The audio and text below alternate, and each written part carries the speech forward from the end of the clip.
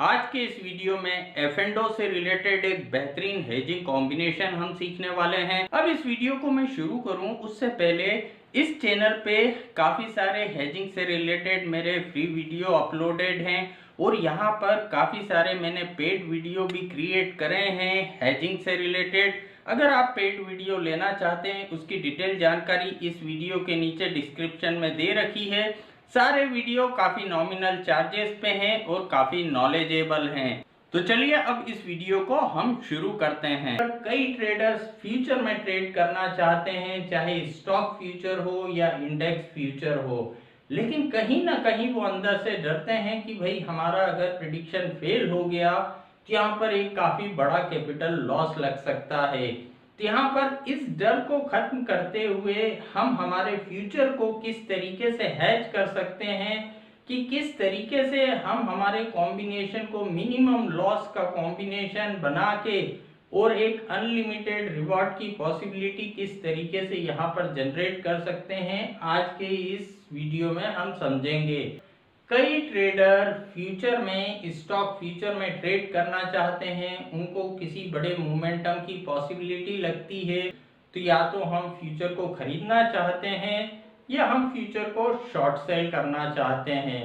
अब यहाँ कि भाई अगर हमारा प्रिडिक्शन सही हो गया तो काफ़ी बड़ा प्रॉफिट हो जाएगा, लेकिन गलत हो गया तो काफ़ी बड़ा कैपिटल लॉस लग जाएगा।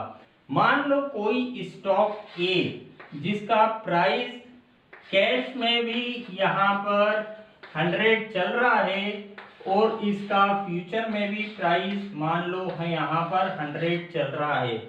अब मुझे ये लगता है कि भाई ये फ्यूचर काफ़ी बढ़ सकता है, ये स्टॉक काफ़ी ऊपर जा सकता है, इसमें कोई पॉजिटिव न्यूज़ है, तो इसका फ्यूचर मैं बाय करना चाहता हूँ। इस फ्यूचर को मैंने यहाँ पर बाय करा 100 पर। अब इस फ्यूचर को मैं किस तरीके से हैज करता हूँ, इस फ्यूचर को हैज करने के लिए हम यहाँ पर पुट ऑप्शन को बाय करते हैं। तो अब सवाल ये आता है कि भाई पुट ऑप्शन को हमें बाय करना है, यहाँ तो काफी सारे स्ट्राइक प्राइस के पुट ऑप्शन अवेलेबल हैं।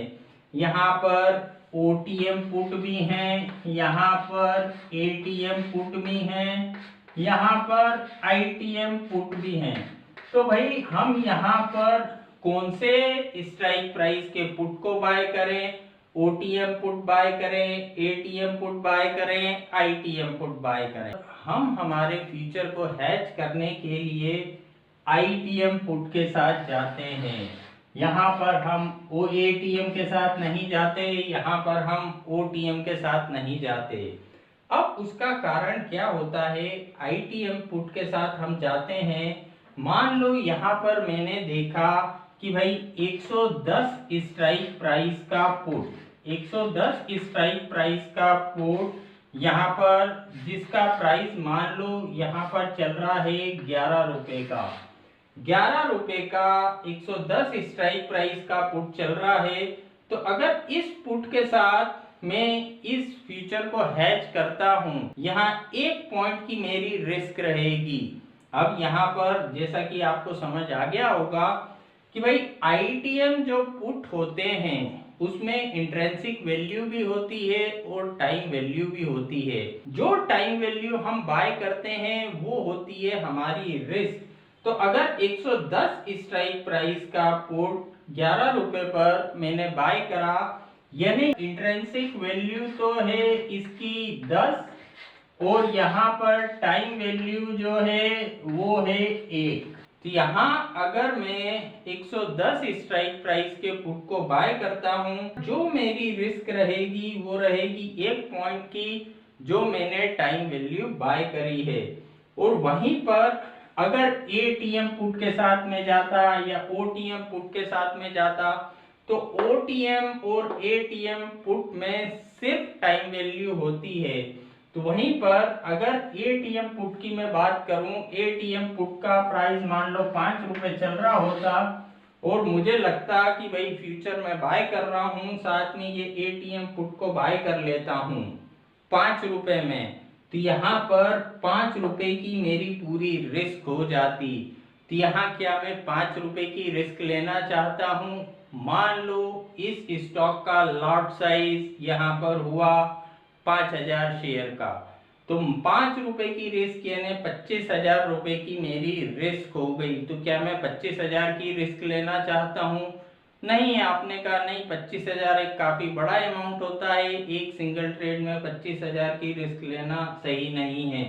वहीं अगर मैं 110 स्ट्राइक प्राइस के पुट को बाय करता हूं जहां मेरी रिस्क जो है वो सिर्फ 1 पॉइंट की है, तो क्या 1 पॉइंट की रिस्क में लेना चाहता हूं? हाँ, 1 पॉइंट की रिस्क मैं ले सकता हूं, 5,000 रुपए की रिस्क में यहाँ पर ले सकता हूं।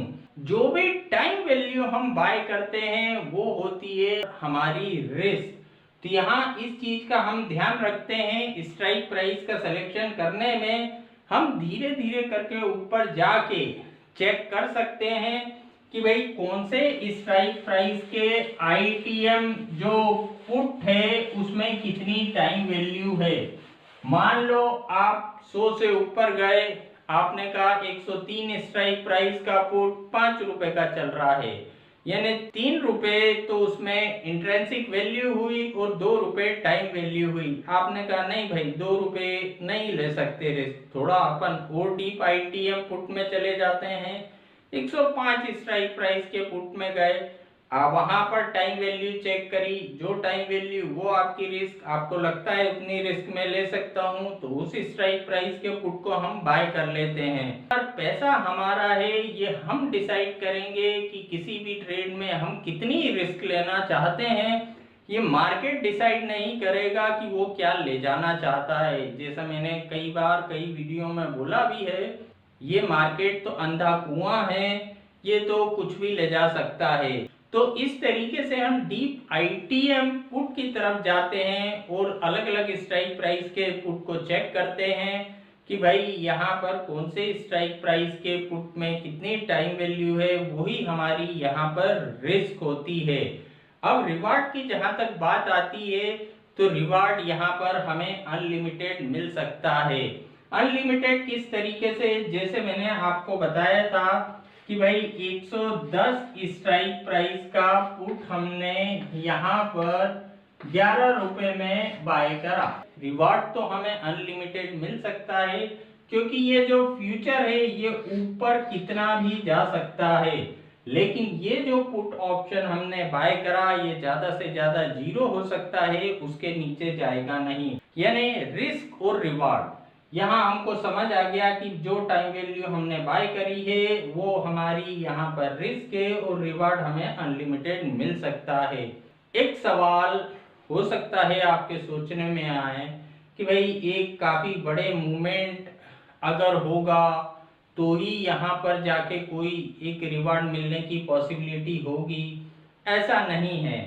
अब यहाँ पर प्रैक्टिकली अगर हम देखें, ये स्टॉक 100 से बढ़ के अगर 110 तक ही चला गया, तो ये जो हमारा पुट है, ये हमारा पुट यहाँ पर हो जाएगा आईटीएम से चेंज हो जाएगा एटीएम में, आईटीएम से ये एटीएम में कन्वर्ट हो जाएगा। और जैसा कि हम जानते हैं एटीएम में सबसे ज्यादा प्रीमियम होता है, तो यहाँ पर उल्टा इसमें प्रीमियम डेवलप हो जाएगा। पता पड़ा फ्यूचर तो हमारा 10 पॉइंट बढ़ गया, लेकिन हमारा ये जो पुट हमने बाय करा था ये एटीएम हो गया, तो पता पड़ा इसकी वैल्यू 5 रुपए की रह गई। यानी फ्यूचर में तो हमें 10 पॉइंट का प्रॉफिट हो गया, लेकिन यहाँ पर ये जो पुट 5 की वैल्यू रह गई, तो यहाँ पर पुट में हमको 6 पॉइंट का लॉस लगा। तो अगर ये 100 से 110 तक ही पहुंच गया तो भी हम यहाँ पर अच्छे प्रॉफिट में आ सकते हैं, और अगर ज्यादा ऊपर चला गया तो अनलिमिटेड रिवॉर्ड की तो यहाँ पर हमें पॉसिबिलिटी है ही। अब यहाँ अगर स्टॉक नीचे चला गया तो हमें मालूम है कि ज्यादा से ज्यादा हमारी रिस्क 1 पॉइंट की है, और जिस भी समय हमें लगे कि भाई हमारा प्रेडिक्शन फेल हो गया, मुझे लगा था इस शेयर का रिजल्ट अच्छा आएगा, ये काफी ऊपर चला जाएगा, रिजल्ट खराब आ गया, ये तो नीचे चला गया, मेरा प्रेडिक्शन फेल हो गया, 1 रुपए मेरा मैक्सिमम लॉस है यहाँ पर, तो यहाँ मेरा प्रिडिक्शन फेल हो गया। मैं किसी भी समय अपनी पोजीशन स्क्वायर अप कर देता हूँ। यहाँ जो 1 रुपये मैक्सिमम लॉस है उससे कम ही हमें लॉस यहाँ नजर आ रहा होगा, तो हम किसी भी समय हमारी पोजीशन को स्क्वायर अप कर देते हैं। अब यहाँ पर हम जो काम कर रहे हैं एक मिनिमम रिस्क लेके अनलिमिटेड रिवार्ड के लिए काम कर रहे हैं।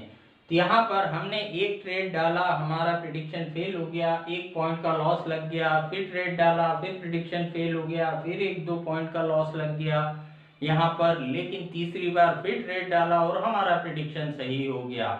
मार्केट वन साइडेड काफी ऊपर की तरफ चला गया, क्योंकि जैसे पास्ट में भी हम देखते हैं कोई अच्छी खबर आ गई या बुरी खबर आ गई तो स्टॉक या तो कंटिन्यू ऊपर चला जाता है या कंटिन्यू नीचे चला जाता है। तो एक ट्रेड भी हमारा सही हो गया तो हमें यहाँ एक काफी बड़ा रिवॉर्ड मिल जाता है। देने के लिए हम यहाँ छोटा छोटा बैठे हुए हैं और लेने के लिए यहाँ पर काफी बड़ा बैठे हैं। अब इस कॉम्बिनेशन को हैच करके अगर हम ओवरनाइट पोजीशन भी कैरी करते हैं तो यहाँ पर हमें डर नहीं लगता कि अगले दिन कितनी gap up gap down opening हो जाएगी, क्योंकि यहाँ पर हम कैलकुलेटेड रिस्क पे काम कर रहे हैं। तो यहाँ जब भी हम काम करते हैं फ्यूचर एंड ऑप्शन में, एक कैलकुलेटेड रिस्क पे काम करना सबसे अच्छा होता है, क्योंकि हमारे पास जो होता है वो एक लिमिटेड कैपिटल होता है।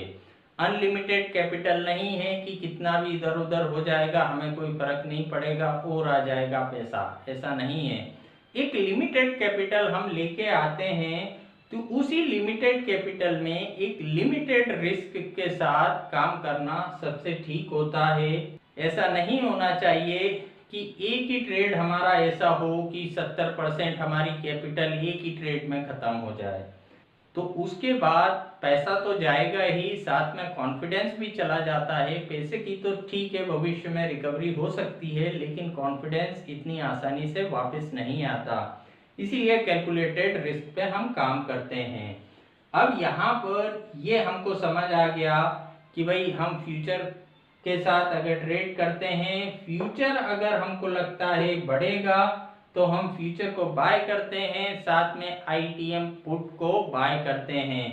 वहीं पर अगर हमको लगता है कि भाई फ्यूचर गिर सकता है, फ्यूचर नीचे की तरफ जा सकता है, मान लो इस फ्यूचर का मुझे लगा कि भाई ये फ्यूचर में 100 रुपीज का प्राइस है इसका और ये नीचे जा सकता है, मैं इस फ्यूचर को सेल करना चाहता हूँ। तो अगर इस फ्यूचर को सेल करना चाहते हैं हम, तो यहाँ पर इसको हेज करने के लिए हम आईटीएम कॉल को बाय करते हैं। यहाँ पर हम आईटीएम कॉल को बाय करते हैं। अब आईटीएम कॉल का स्ट्राइक प्राइस सेलेक्ट करने में हम यहाँ पर अलग अलग स्ट्राइक प्राइस के आईटीएम में जाते हैं यहाँ पर और जाके चेक करते हैं कि भाई कौन से स्ट्राइक प्राइस के आईटीएम कॉल में जो टाइम वैल्यू है वो कम से कम है।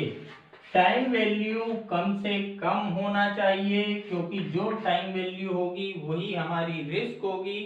तो जब भी हम आईटीएम कॉल को बाय करते हैं, जितनी भी उसकी टाइम वैल्यू होती है वही हमारी यहाँ पर रिस्क होती है। तो आज के वीडियो में इतना ही। Thank you.